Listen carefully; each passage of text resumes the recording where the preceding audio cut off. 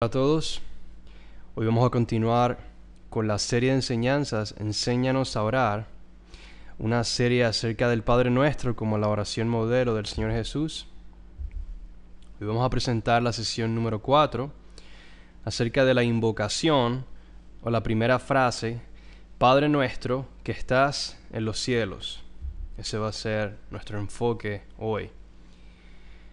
Una oración por el nuevo éxodo. En la sesión anterior introducimos al Padre Nuestro como una oración por el nuevo éxodo, ese evento culminante y apocalíptico en el día del Señor, durante el cual el Padre reunirá al remanente de Israel de entre los confines de la tierra, los redimirá de la muerte y les restaurará el reino. Y bíblicamente la idea de un nuevo éxodo es muy predominante tanto en el Antiguo como en el Nuevo Testamento. Y de lo que se trata es de que a base del carácter del Señor y su consistencia, su fidelidad al pacto, el Señor va a llevar a cabo una gran salvación y redención como la que llevó a cabo siglos atrás en el éxodo de Egipto. Él va a hacer algo muy similar conforme a sus caminos, conforme a su manera de obrar y actuar en el futuro, en el día del Señor. Y es por eso que muchos teólogos lo han llamado un nuevo éxodo. Y en la sesión anterior hablamos en general de eso y de cómo el Padre Nuestro es realmente una oración por ese nuevo éxodo. Le pedimos al Padre que lleve a cabo esa salvación y redención final en el fin del siglo. Y claro está, como ya hemos dicho, el propósito de esta serie de enseñanzas es aprender a orar. Esa es la razón más básica. Y nuestra intención no es querer decir que solamente podemos orar el Padre Nuestro ni nada por el estilo, absolutamente, en lo más mínimo. Más bien, hemos querido presentar el Padre Nuestro como una oración modelo que resume y presenta el carácter general de la oración en toda la Biblia. En otras palabras, de lo que se trata la oración a lo largo de todas las Escrituras, creemos que el Padre Nuestro nos presenta un resumen de eso y por eso el Señor nos lo dio como una oración modelo que queremos aprender, queremos entender, queremos poner en práctica, para que sea nuestra agenda de oración, nuestro enfoque de oración general, bajo el cual entonces acomodamos toda otra petición por cosas diarias en nuestra vida en general. Pero si queremos cultivar esta oración y lo que esta oración representa como el centro de nuestra vida devocional delante del Señor, individualmente y congregacionalmente. En esta sesión hablaremos de lo que podemos catalogar como la invocación del Padre Nuestro, que es esa famosa frase de donde sacamos el nombre de esta oración. Padre Nuestro que estás en los cielos. La sesión estará dividida en dos partes principales. La primera va a ser acerca de la primera frase, donde hablaremos de Dios como el Padre y cómo eso está relacionado a su gran redención y salvación en el nuevo éxodo, es decir, la identidad de Dios como el Padre. La segunda parte va a estar enfocada en la segunda frase, donde nos enfocaremos en esa frase acerca de la morada de Dios en los cielos, desde donde Él realizará esa redención final. Número 1, el Padre Nuestro. Padre Nuestro. La identidad de Dios como el Padre está relacionada a su obra como creador de todo y por ende a su gobierno como rey sobre todo. El Padre es la cabeza patriarcal sobre la gran casa llamada los cielos y la tierra. Así que más que tratarse de un aspecto bonito, entre comillas, ¿verdad?, de su personalidad o de su lado tierno, su función como el Padre es más bien de carácter gubernamental.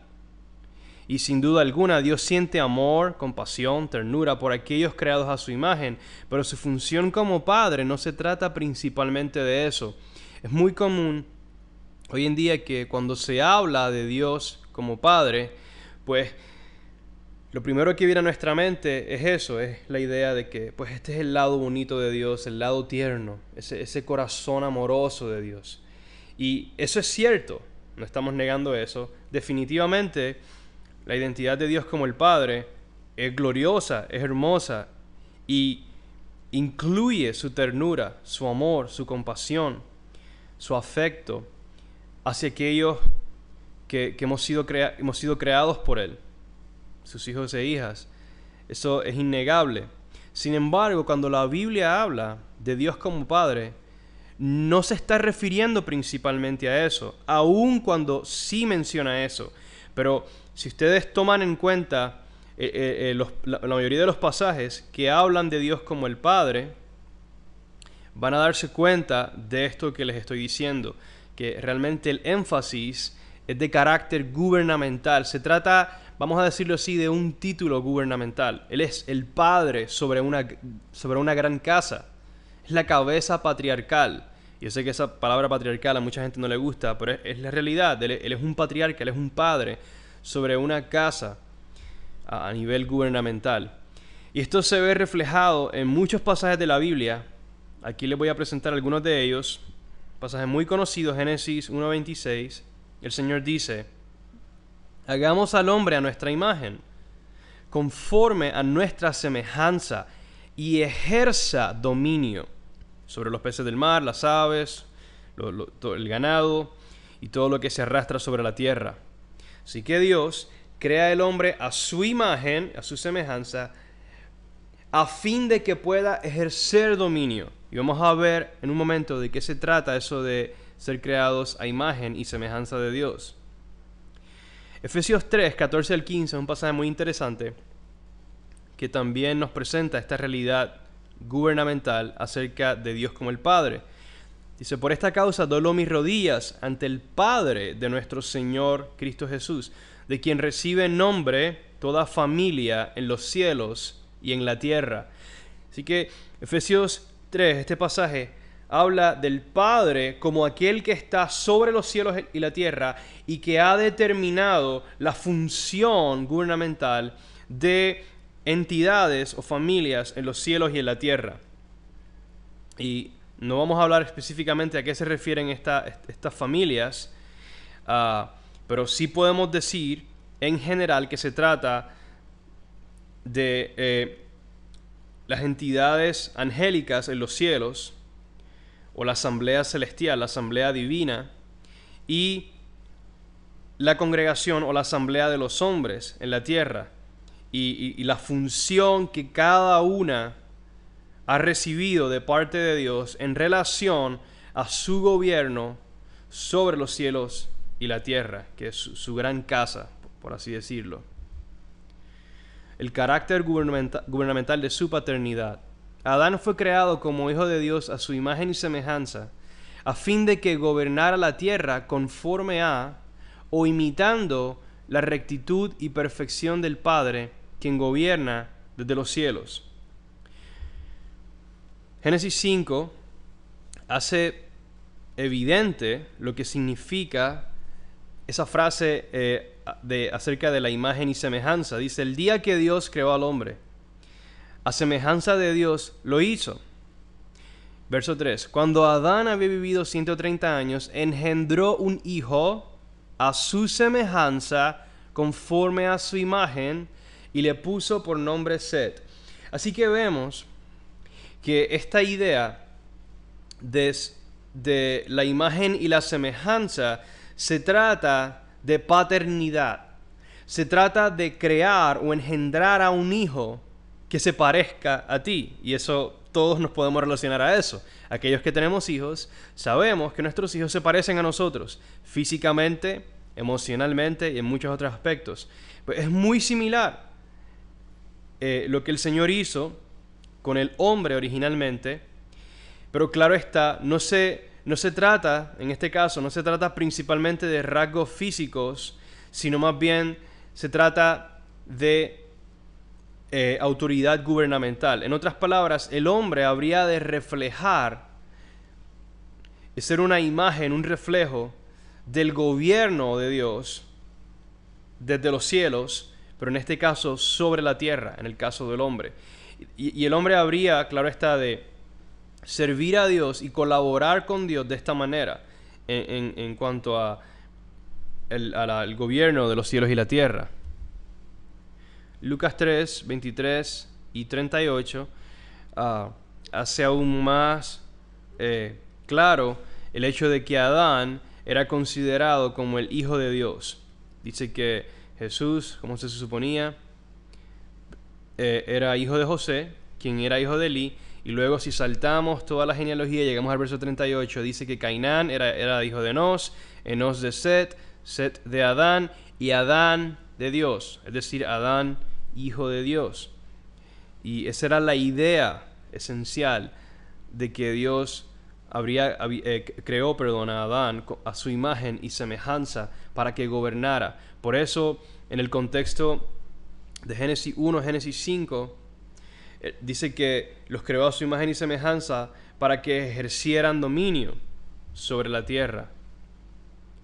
El Salmo 8, verso 1 al 6, dice: Oh Señor, Señor nuestro, cuán glorioso es tu nombre en toda la tierra, que has desplegado tu gloria sobre los cielos. Verso 4, digo, ¿qué es el hombre para que te acuerdes de él? Y el hijo del hombre, o literalmente se traduciría hijo de Adán, para que lo cuides. Tú le haces señorear sobre las obras de tus manos. Todo lo has puesto bajo sus pies. Y este pasaje es absolutamente mesiánico. Se trata principalmente de la persona del Mesías, es decir, de Jesús. Y de hecho, el libro de Hebreos, en Hebreo 1, cita este pasaje. Sin embargo, Jesús, esto se trata de Jesús en relación a su identidad como el hijo del hombre o el hijo de Adán. Porque claro está, Adán es el primer hombre, quien es creado a imagen de Dios y bajo quien fueron puestas las cosas en la tierra para señorear sobre ellas. Y por lo tanto el Salmo 8 refleja aún más este carácter gubernamental de la paternidad de Dios y el Hijo o los hijos de Dios creados a su imagen y semejanza. Así que el Señor crea esta gran casa de los cielos y la tierra y establece un templo celestial donde Él pone su trono y se establece a sí mismo como la cabeza, el Padre patriarcal, la cabeza patriarcal, sobre los cielos y la tierra, y luego establece al Hijo como su imagen en un templo terrenal, y eso claro está se ve reflejado en pasajes como el Salmo 2, versos 4 al 8, donde dice que el que se sienta como rey en los cielos se ríe. Así que el Señor está sentado como rey en los cielos. Tenemos este diagrama que obviamente no es una representación exacta, sino más bien ilustra la idea en general.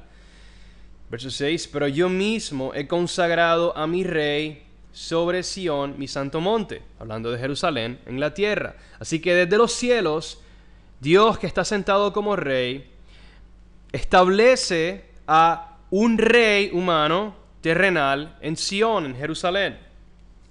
Verso 7, ciertamente anunciaré el decreto del Señor que me dijo, mi hijo eres tú, yo te he engendrado hoy, pídeme y te daré las naciones como herencia tuya y como posesión tuya los confines de la tierra. Y igual al Salmo 8, el Salmo 2 es absolutamente mesiánico, pero sirve para ilustrar lo que estoy comunicando de la identidad del Padre en los cielos como la cabeza sobre la casa de los cielos y la tierra, y el Hijo en la tierra, quien como su imagen recibe autoridad para ejercer dominio sobre la tierra. Y de esto vamos a continuar hablando. La adopción de Israel como primogénito. En el contexto particular del Padre Nuestro, esta frase, es decir, Padre Nuestro, está relacionada a la adopción de la nación de Israel como el primogénito de Dios durante el éxodo de Egipto, quienes volverán a ser redimidos como hijos en el segundo éxodo. Éxodo 4, 22 al 23, dice, entonces dirás a Faraón, Así dice el Señor: Israel es mi hijo, mi primogénito. Y te he dicho: deja ir a mi hijo para que me sirva. Por lo tanto, el Señor busca restaurar su propósito original, que se vio tronchado por el pecado de la rebelión de Adán, del hombre. Busca restaurar ese plan y propósito original al llamar a la nación de Israel en Abraham y luego adoptarlos, redimirlos por medio del éxodo de Egipto como su hijo o su primogénito. Y sabemos claro está que primogénito se refiere al hijo mayor de entre una gran familia. Deuteronomio 32, verso 6, dice: ¿así pagan ustedes al Señor, oh pueblo insensato e ignorante? Hablando de Israel. ¿No es Él tu Padre que te compró? Él te hizo y te estableció. Y el Señor lo compró o redimió a Israel con la sangre de los corderos de la Pascua en medio del éxodo de Egipto. Ese es el contexto aquí. Oseas 11, verso 1 dice: cuando Israel era niño, yo lo amé, y de Egipto llamé a mi hijo. Claro está, este pasaje es utilizado por Mateo para referirse al Mesías en relación precisamente al nuevo éxodo del cual Jesús se convierte en primicias. Y vamos a hablar un poquito de eso en un momento. En Malaquías 1:6 el Señor le dice a su pueblo: el hijo honra a su padre y el siervo a su señor. Pues si yo soy padre, ¿dónde está mi honor? Y si yo soy Señor, ¿dónde está mi temor? Dice el Señor de los ejércitos a ustedes, sacerdotes, que desprecian mi nombre. Pero ustedes dicen: ¿en qué hemos despreciado tu nombre? Así que el Señor aquí le reclama a Israel que, como su padre, Él demanda honor de parte de ellos. Muy importante. Continuando con la adopción de Israel como primogénito, Efesios 1, 4 al 6 habla, de hecho, de esta esperanza que ha sido garantizada, de una adopción, redención de ese primogénito en la resurrección, en el día del Señor. Dice: porque Dios nos escogió en Cristo. Y antes de continuar, en una sesión anterior hablamos un poco de este pasaje de Efesios 1 y de cómo esta elección, esto de que nos escogió, se trata precisamente de Israel, particularmente el remanente fiel de Israel. Esto de esta elección, esta frase nos escogió, no se trata de gente en general a quien Dios escogió, unos para salvación y otros pues caput con ellos, que sean condenados para siempre. No, la Biblia nunca habla de elección de esa manera extraña. La Biblia habla de elección en relación a un pueblo que fue escogido y más específicamente a un remanente de ese pueblo que por su fidelidad y su fe en el Señor son preservados, son escogidos por Dios. Dice: antes de la fundación del mundo, para que fuéramos santos y sin mancha delante de Él. En amor nos predestinó para adopción como hijos, para sí, mediante Cristo Jesús, conforme a la buena intención de su voluntad, para la alabanza de la gloria de su gracia, que gratuitamente ha impartido sobre nosotros en el amado.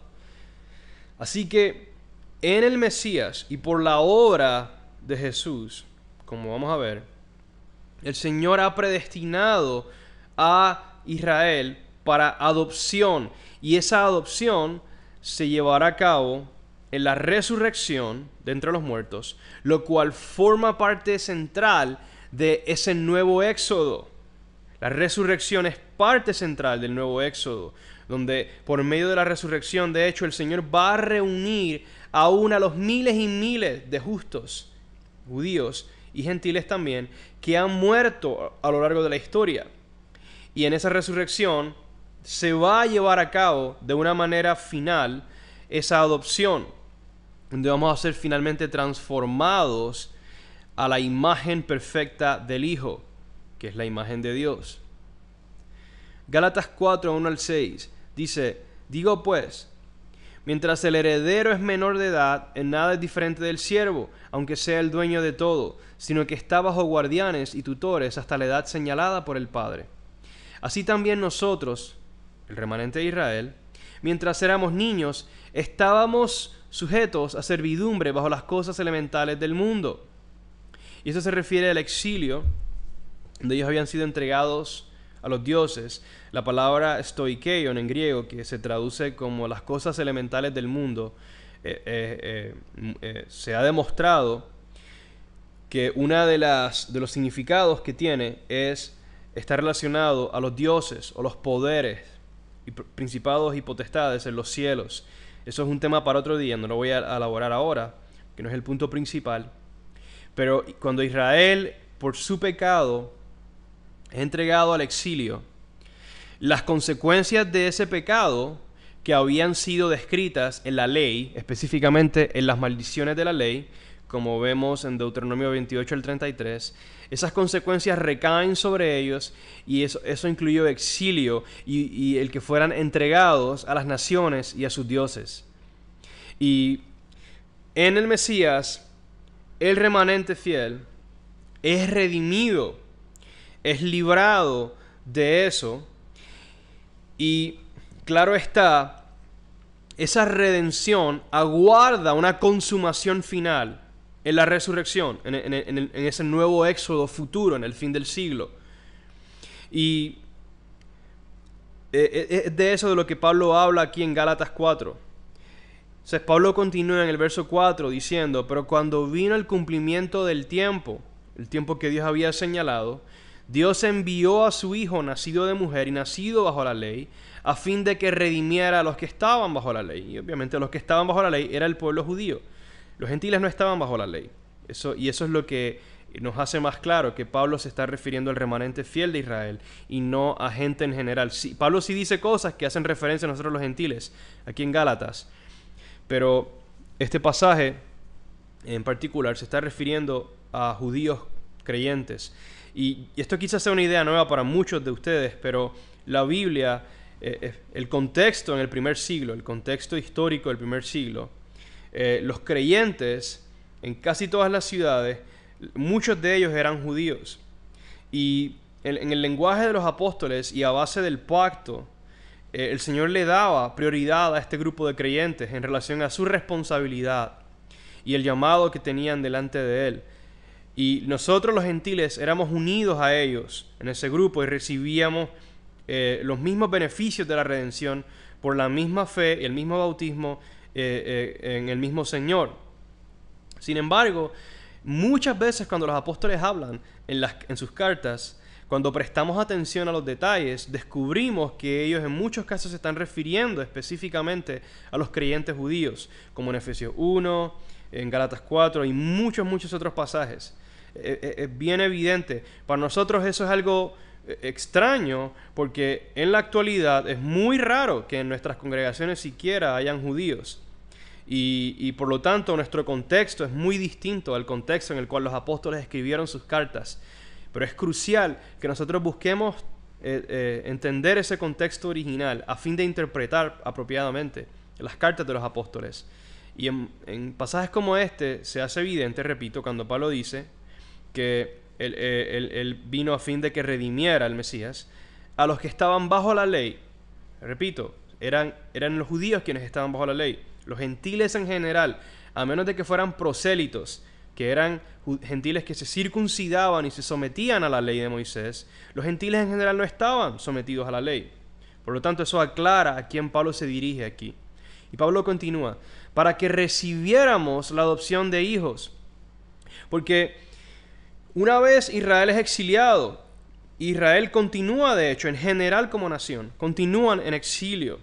Las promesas no se han cumplido, la resurrección no ha ocurrido, la adopción de los hijos no ha ocurrido en el sentido final de la palabra, cuando sean nacidos de nuevo en la resurrección. Y eso se va a ver un poco más claro en varios pasajes que vamos a leer en un momento. Terminando, dice Pablo: y porque ustedes son hijos, Dios ha enviado el Espíritu de su Hijo a nuestros corazones, clamando: Abba, Padre. Así que lo que el Espíritu hace, este Espíritu que reciben tanto creyentes judíos como gentiles, es que el Espíritu nos es dado como una garantía que nos asegura esa adopción y redención final en la resurrección cuando el Señor venga. Y vamos a continuar. Isaías 63 y 64. Tú eres nuestro Padre. Es por esto que ya hemos hablado, que profetas como Isaías intercedieron y profetizaron en torno a la esperanza de un nuevo éxodo que el Padre realizaría. Estos pasajes que voy a leer son muy importantes porque parte del lenguaje o las frases, las palabras que vemos en el Padre Nuestro son sacadas directamente de este pasaje. Isaías dice: las misericordias o las lealtades de Yahweh recordaré, refiriéndose a las obras pasadas del Señor en su redención, como decir el éxodo de Egipto. Las alabanzas de Yahweh conforme a todo lo que nos ha otorgado Yahweh o el Señor por su gran bondad hacia la casa de Israel, que les ha otorgado conforme a su compasión y conforme a la multitud de sus lealtades o sus misericordias. Porque Él dijo: ciertamente ellos son mi pueblo, hijos que no engañarán. Él fue su Salvador. En todas sus angustias Él estuvo afligido, y el ángel de su presencia los salvó. En su amor y en su compasión los redimió. Los levantó y los sostuvo todos los días de antaño. Verso 11. Entonces su pueblo se acordó de los días antiguos de Moisés. ¿Dónde está el que los sacó del mar con los pastores de su rebaño? ¿Dónde está el que puso su Santo Espíritu en medio de ellos? El que hizo que su glorioso brazo fuera a la derecha de Moisés. El que dividió las aguas delante de ellos para hacerse un nombre eterno. Verso 15. Mira desde el cielo y ve desde tu santa y gloriosa morada, Padre nuestro que estás en los cielos. Vamos a hablar de eso más adelante. ¿Dónde está tu celo y tu poder? La conmoción de tus entrañas y tu compasión para conmigo se han restringido. Porque tú eres nuestro Padre. Aunque Abraham no nos conoce, ni nos reconoce Israel, a causa del pecado de Israel, tú, oh Yahweh, eres nuestro Padre. Desde la antigüedad, tu nombre es nuestro Redentor. Y es muy interesante cómo Isaías conecta la identidad de Dios como Padre con su identidad como Redentor. Porque el Padre pagó un precio de redención a fin de adoptar a su Hijo Israel. La adopción tiene un precio de redención. Yo recuerdo un hermano que falleció hace unos años por un accidente, pero el Señor lo había llamado a adoptar a niños con condiciones muy severas en lugares muy difíciles de la tierra, y Él definitivamente estaba pagando un precio muy alto para poder adoptar a estos niños. Y yo recuerdo que él escribió una vez un artículo muy muy conmovedor titulado "La adopción es costosa", porque requiere redención, requiere un pago que se da. Y eso es muy parecido a lo que el Señor lleva a cabo al redimir a Israel como su hijo, su primogénito, pagando un precio. Y sabemos, claro está, que el precio final, máximo, se pagó en la cruz. Cuando, como dice Pedro, que hemos sido redimidos no con oro ni plata, sino con la sangre preciosa de un cordero perfecto. Isaías 64. El profeta continúa su clamor diciendo: oh, si rasgaras los cielos y descendieras, si los montes se estremecieran ante tu presencia. Está invocando al Señor para que lleve a cabo ese nuevo éxodo. Pueden continuar leyendo, pero en el verso 8 Isaías dice: pero ahora, oh Yahweh, tú eres nuestro Padre, nosotros el barro y tú nuestro alfarero. Es muy interesante, antes de continuar, que aquí Isaías conecta la identidad del Padre con su identidad como creador, como dije al principio, como aquel que formó del barro, así como formó a Adán del polvo, sopló el aliento en él para hacerlo su hijo. Así Él hizo con Israel y ha moldeado y moldeará a Israel como barro para transformarlo a su imagen. Continuamos. Obra de tus manos somos todos nosotros. No te enojes en exceso, oh Señor, ni para siempre te acuerdes de la iniquidad. Mira, te rogamos, Todos nosotros somos tu pueblo. Tus ciudades santas se han vuelto un desierto. Sión se ha convertido en un desierto. Jerusalén en una desolación. Nuestra casa santa y hermosa, donde te alababan nuestros padres, ha sido quemada por el fuego y todas nuestras cosas preciosas se han convertido en ruinas. ¿Te detendrás ante estas cosas, oh Yahweh? ¿Guardarás silencio y nos afligirás sin medida? Claro está, la esperanza de los profetas es que el Señor iba a responder, iba a redimir a Jerusalén y a su pueblo escogido. La restauración de los hijos en y por medio de Israel. Conforme a su propósito eterno, Dios adoptó al pueblo judío a fin de restaurar a la humanidad a su rol como hijos de Dios. Aquellos que ponen su fe en el Dios de Israel y son hallados en el Mesías de Israel, heredarán esta gloriosa esperanza. Como nos dice Romanos 8, 18 al 21.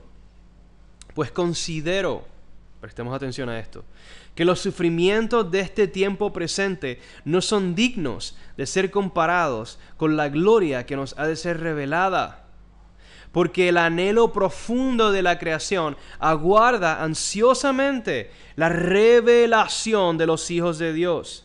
Porque la creación fue sometida a vanidad, no de su propia voluntad, sino por causa de aquel que la sometió, en la esperanza de que la creación misma será también liberada de la esclavitud de la corrupción a la libertad de la gloria de los hijos de Dios.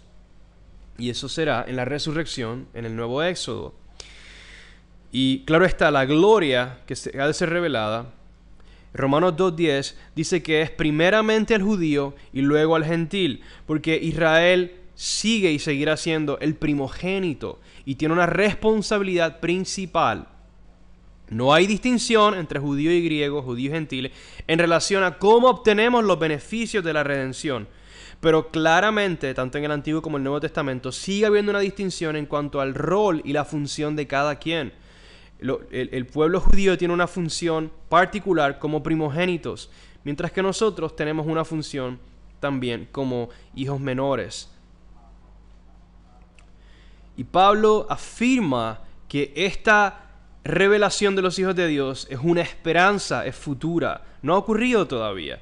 Y esto es tan importante aclararlo, porque por varios años ya ha habido una falsa doctrina que habla acerca de la manifestación o los hijos manifiestos de Dios, como si ya la revelación o la manifestación de la gloria de los hijos de Dios hubiera ocurrido. Y es absolutamente absurdo reclamar algo como eso, porque Pablo claramente, como vamos a ver, lo presentó como una esperanza futura por la cual esperamos en medio de los sufrimientos de este tiempo, como comienza este pasaje. Y para ponerlo bien simple y práctico, sería tan patético que nosotros querramos afirmar que tal cosa ha ocurrido estando las cosas como están. Hermanos, como Pablo dijo en 1 Corintios 15, si la resurrección, si esta esperanza futura no es real, nosotros somos de todos los hombres los más dignos de lástima. No destruyamos la esperanza del Evangelio con falsas doctrinas como esas. Más bien afirmemos la verdad que los apóstoles nos presentaron. Romanos 11, 12 y 15 dice: y si su transgresión, la transgresión de Israel, es riqueza para el mundo y su fracaso es riqueza para los gentiles, ¿cuánto más será su plenitud o su cumplimiento, el cumplimiento de sus promesas? Verso 15, porque si el excluirlos a ellos es la reconciliación del mundo, ¿qué será su admisión? Sino vida de entre los muertos. Es decir, la redención y readmisión de Israel como nación va a redundar en gloria, salvación y vida para toda la creación. El regreso del Hijo pródigo, aún más, como Padre de Israel, el Señor expresó su profundo anhelo por el regreso de su primogénito en el contexto de ese nuevo éxodo. Jeremías 31, 16 al 20 dice: así dice el Señor, reprime tu voz del llanto y tus ojos de las lágrimas. Hay pago para tu trabajo, declara el Señor, pues volverán de la tierra del enemigo. Y hay esperanza para tu porvenir, declara el Señor. los hijos volverán a su territorio. Ciertamente, he oído a Efraín lamentarse o arrepentirse, diciendo: me has castigado y castigado fui, como becerro indómito. Hazme volver para que sea restaurado, pues tú, Yahweh, eres mi Dios. Porque después que me aparté, me arrepentí. Y después que comprendí, me di golpes en el muslo. Me avergoncé y también me humillé, porque llevaba el oprobio de mi juventud. Y el Señor dice de Efraín, que Efraín es Israel. Efraín no somos nosotros los gentiles. Sí, el Señor tiene un lugar para nosotros los gentiles, pero Efraín, Israel, siempre se refiere a Israel, al pueblo judío. Mira lo que el Señor dice: no es Efraín, mi hijo amado, no es un niño encantador, pues siempre que hablo contra él, lo recuerdo aún más. Por eso mis entrañas, lo profundo de mi ser, dice el Señor, se conmueven por él. Ciertamente tendré de él misericordia, declara el Señor. Y este pasaje es tan parecido a uno que vamos a leer en un momento. Después de leer este de Jeremías 31, 7 al 9. Dice: porque así dice el Señor: griten con alegría por Jacob, y den voces por la primera de las naciones. Proclamen, den alabanza y digan: oh Señor, salva a tu pueblo, al remanente de Israel. Yo los traigo del país del norte y los reuniré de los confines de la tierra. Entre ellos los ciegos y los cojos, la mujer encinta y también la que está dando a luz. Una gran compañía volverá acá, con llanto vendrán, y entre súplicas los guiaré. Los haré andar junto a arroyos de aguas, por camino derecho en el cual no tropezarán. Porque yo soy un padre para Israel, y Efraín es mi primogénito. Ahora vemos cómo la famosa parábola del hijo pródigo en Lucas 15, 21 al 24 está tan conectada a pasajes como este en Jeremías 31, el que leímos anteriormente y el que acabamos de leer, donde dice: y el hijo le dijo, esto es después, claro está, después de que el hijo se va, se aparta del padre, desperdicia toda su herencia, todo lo que se le había confiado, y finalmente recapacita, como recapacita Jacob en este otro pasaje de Jeremías 31, y dice: Padre, he pecado contra el cielo y ante ti, ya no soy digno de ser llamado hijo tuyo. Pero el padre dijo a sus siervos: pronto, traigan la mejor ropa y vístanlo. O como dijo Jeremías 31, griten con alegría por Jacob. Dice: pónganle un anillo en su mano y sandalias en los pies. Traigan el becerro engordado, mátenlo y comamos y regocijémonos. Porque este hijo mío estaba muerto y ha vuelto a la vida. Estaba perdido y ha sido hallado. Y comenzaron a regocijarse. Así que aquí vemos cómo el padre anhela, cómo sus entrañas se conmueven por Jacob. Y nosotros deberíamos de pedirle a Dios que nos haga sentir esa misma conmoción de sus entrañas, esa misma conmoción de su alma por su pueblo que está apartado, que se ha ido lejos, el pueblo judío. Especialmente sabiendo que su restauración, su readmisión será vida de entre los muertos. Va a redundar en salvación y beneficio para las naciones y para toda la creación. Hablemos ahora del Mesías como el Hijo unigénito. Y les recuerdo que todo esto que estamos hablando es para darle aún más color y significado a esa famosa frase: Padre nuestro. De manera tal que nuestra vida de oración se enriquezca aún más en esa gloriosa esperanza.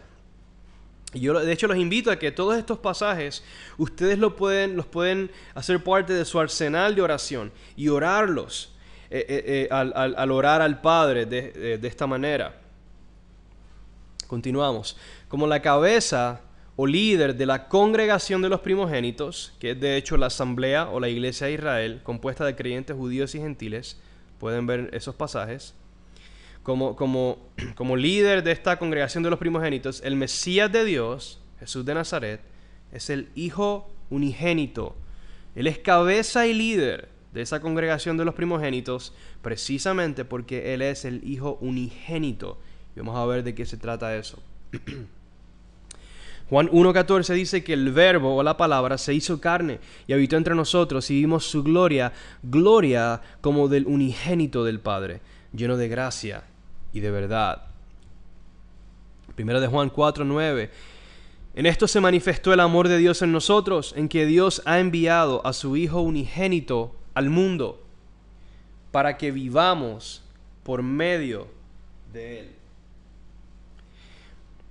La palabra unigénito, para explicar un poco, simplemente significa único o particular, como se refleja en Hebreos 11:17, donde se habla de Abraham sacrificando a Isaac, su unigénito. De hecho, en el Nuevo Testamento, esta palabra unigénito, que en el griego es monógenes, solo se utiliza de Jesús y se utiliza en este caso de Isaac en Hebreos 11, donde dice que Abraham sacrifica a Isaac, su unigénito. Obviamente Isaac no fue el único hijo que Abraham tuvo. Él tuvo primero a Ismael y luego tuvo a otros hijos. Por eso, más bien, Isaac fue su hijo el particular de la promesa. De la misma manera, Jesús es el hijo particular o principal de Dios, por medio de quien son redimidos el resto de los hijos. Así que, de manera simple, ese es el significado fundamental de que Jesús sea el unigénito y le da un lugar único y exclusivo por encima del resto de los hijos de Dios. Y de hecho, aunque no vamos a hablar de esto en detalle, pero está relacionado a su deidad también.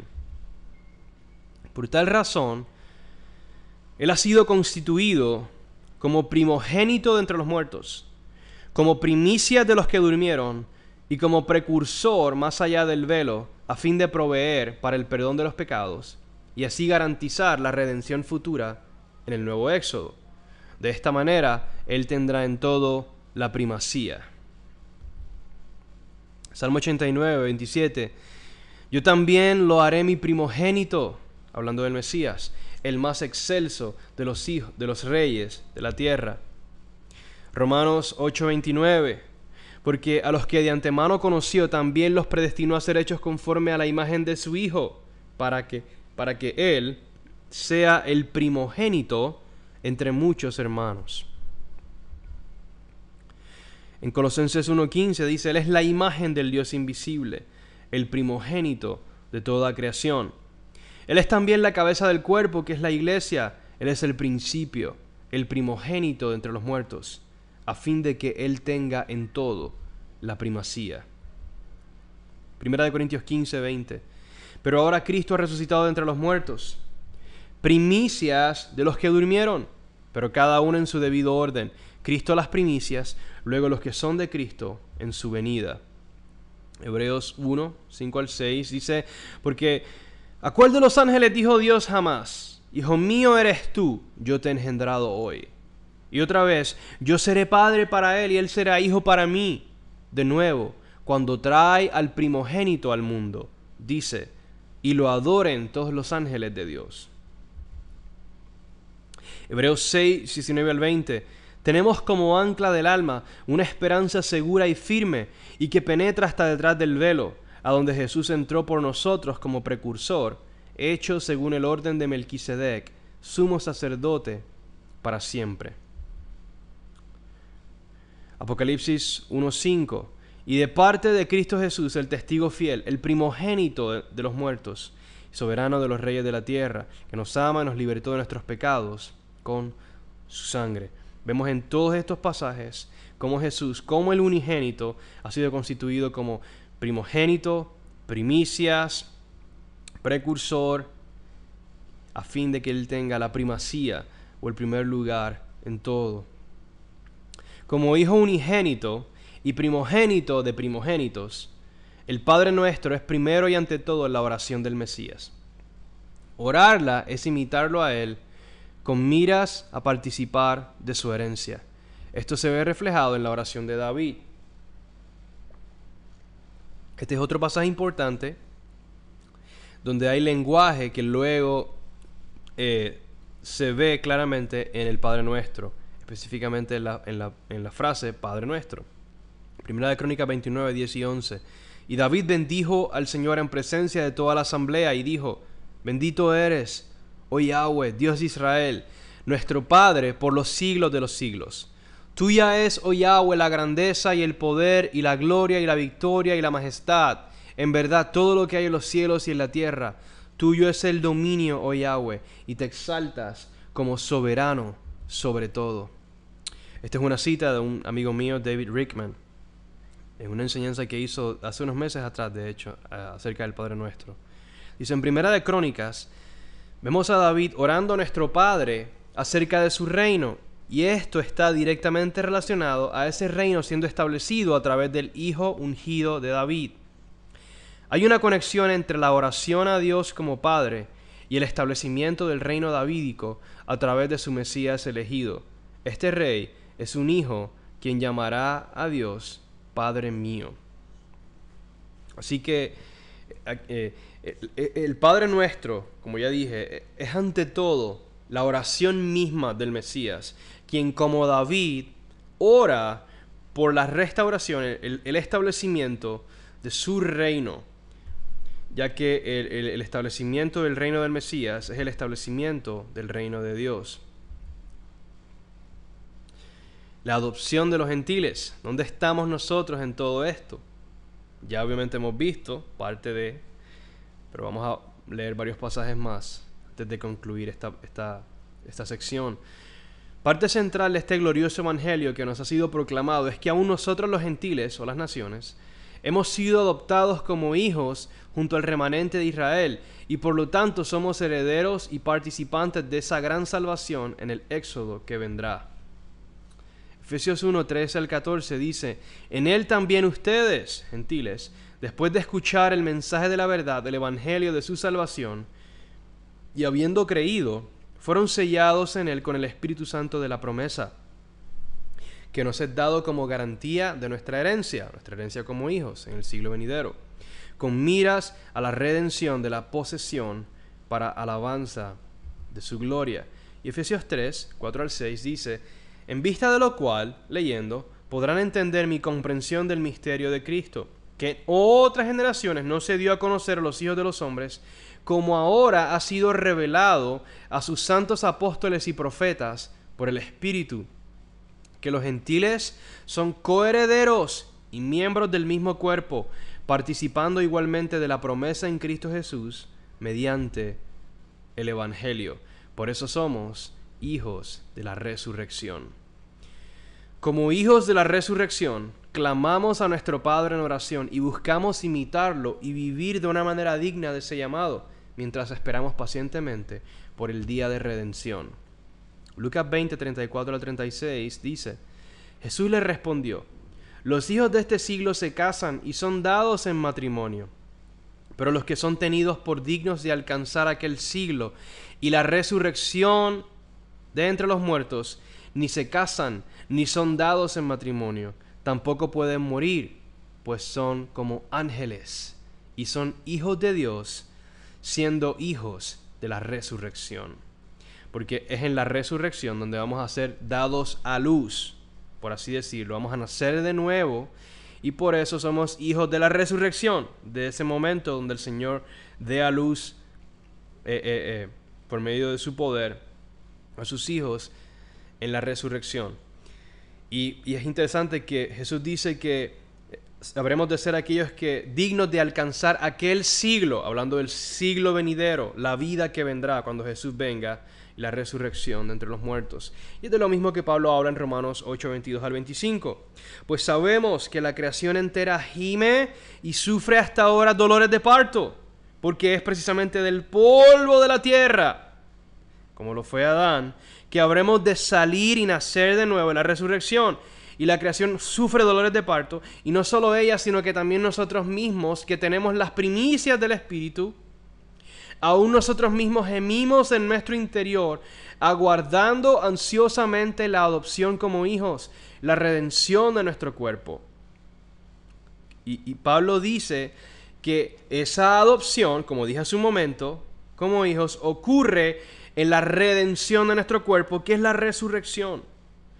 Y Pablo dice en el verso 24, porque en esperanza hemos sido salvados, pero la esperanza que se ve no es esperanza.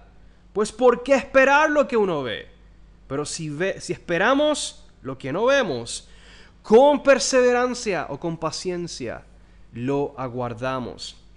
Hermanos, Pablo habla de una esperanza futura que no vemos. La manifestación no ha ocurrido, la redención no ha ocurrido, la adopción no ha ocurrido. Es una esperanza futura para la cual tenemos seguridad por medio de las primicias del Espíritu, que nos asegura, y por eso decimos, Abba Padre, soy un hijo de la resurrección, yo sé que yo voy a vivir para siempre, pero esperamos con perseverancia, porque obviamente todos nos morimos.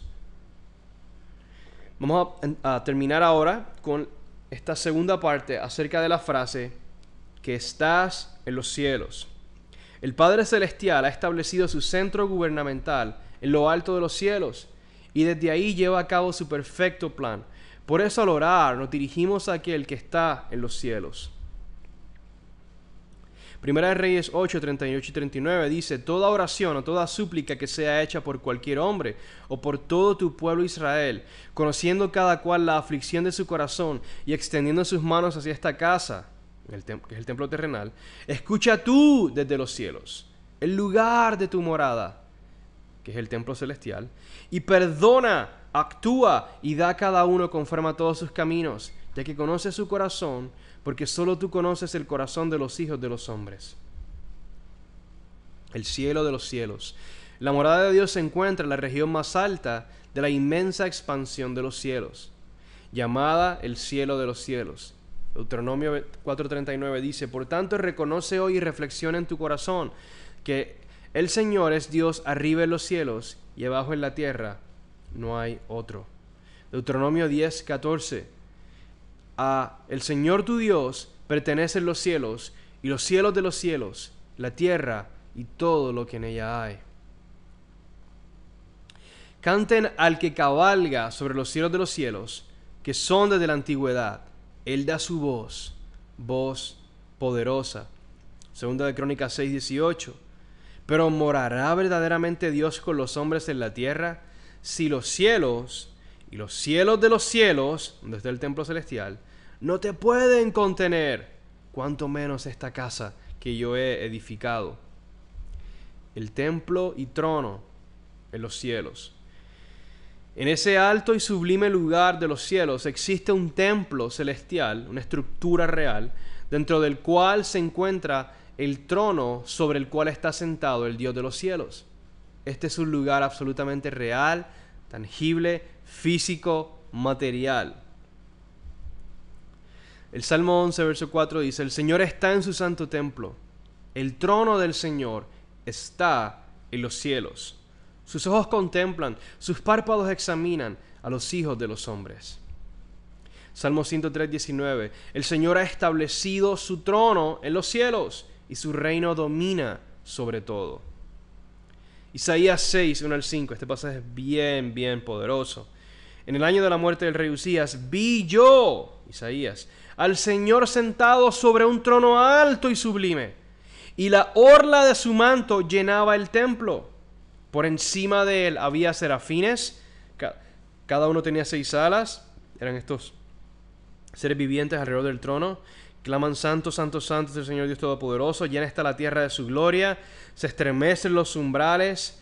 Y Isaías tiene un vislumbre, una revelación de esta realidad tan concreta, tan literal, tangible, física, en el templo del Señor, en los cielos de los cielos, dentro del cual está su trono celestial. Continuando con esto, Isaías 66, el Señor dice, así dice el Señor, el cielo es mi trono. A lo que se refiere es que es en el cielo donde está su templo, dentro del cual está el trono, como ya hemos visto. Y la tierra, el estrado de mis pies, donde está pues la casa que podrían edificarme. Segunda de Crónicas 18:18. Micaías respondió: por tanto, escuchen la palabra de Yahweh. Yo vi a Yahweh sentado en su trono, y todo el ejército de los cielos estaba a su derecha y a su izquierda, sentado en su trono en el templo celestial.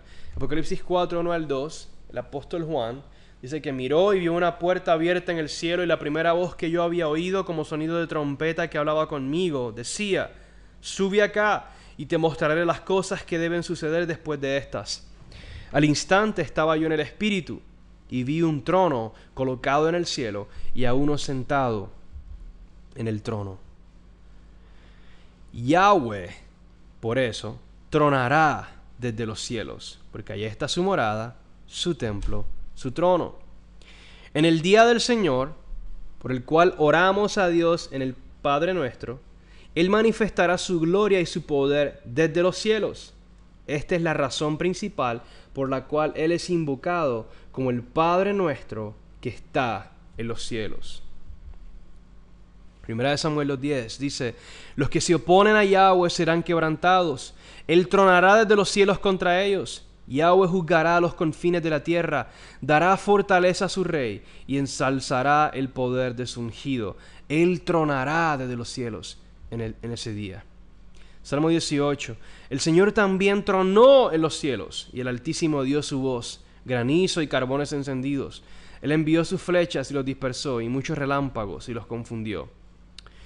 Daniel 2:44 dice que en los días de estos reyes, el Dios del cielo levantará un reino que jamás será destruido, y este reino no será entregado a otro pueblo. Desmenuzará y pondrá fin a todos aquellos reinos, y Él permanecerá para siempre.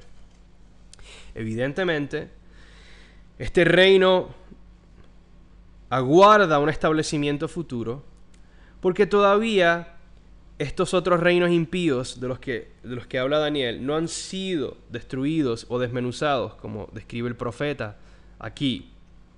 Pero es el Dios de los cielos quien levantará ese reino desde los cielos, y es por eso de hecho que el reino del Mesías o el reino de Dios es llamado también el reino de los cielos, porque lo establece Dios desde los cielos. Ese es su origen, su punto de origen, pero no se refiere a que el reino sea el cielo en sí mismo.